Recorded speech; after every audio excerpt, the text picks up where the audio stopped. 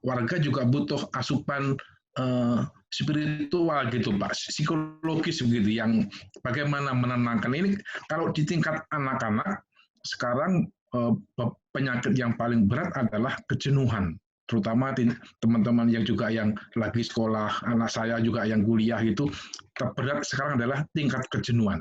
Ini mungkin Pak Gubernur ada program khusus begitu.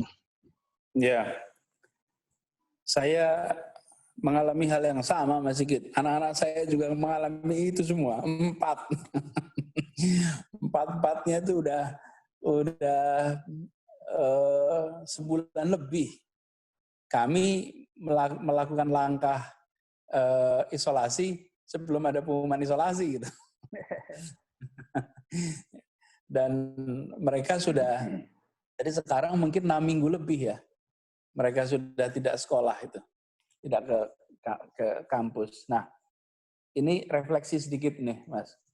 Kan unik ya, betapa ternyata bersama itu menjenuhkan gitu.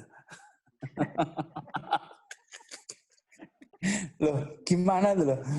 Ini loh, kita itu telah mengalami transformasi yang luar biasa, sehingga yang disebut kenikmatan itu berada di luar rumah gitu. Itu kan unik gitu. Padahal harusnya kan kebahagiaan itu di rumah, bukan? Jadi ini refleksi aja gitu. Betapa modernisasi telah mencerabut kita, bahwa alam bawah sadar kita itu mengatur bahwa jam dengan keluarga itu ya secukupnya saja gitu. Ketika jam dengan keluarga itu melampaui yang dianggap cukup, ternyata kita mengalami kelelahan gitu. Gak aneh itu. Menurut saya juga bagian dari pembelajaran umat manusia. Ini bukan hanya dialami di Jakarta, tapi semua kota yang sedang bertempur lawan COVID punya pengalaman yang sama. Nah, menurut saya ini gini, kreativitas. Ini alat ini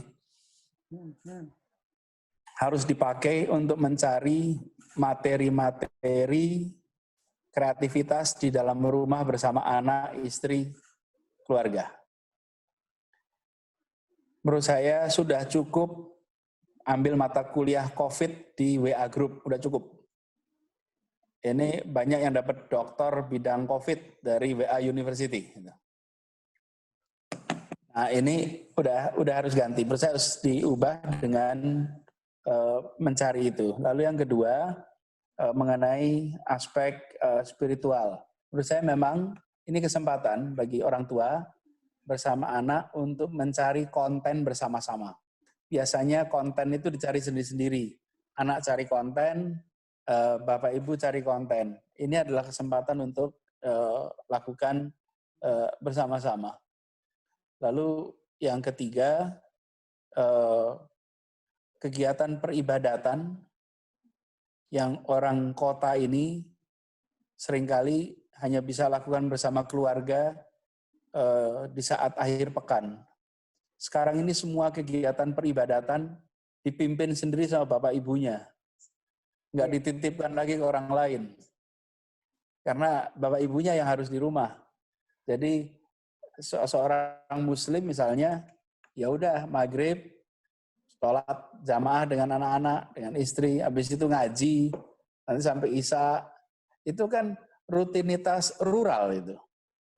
Yang di masyarakat urban, modern, nggak mungkin jam maghrib udah sampai di rumah.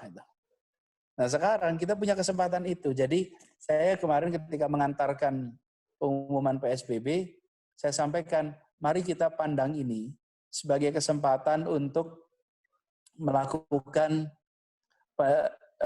mendekatkan kembali ikatan kekeluargaan, mendekatkan kembali ikatan dengan lingkungan, memanfaatkan momen PSBB ini.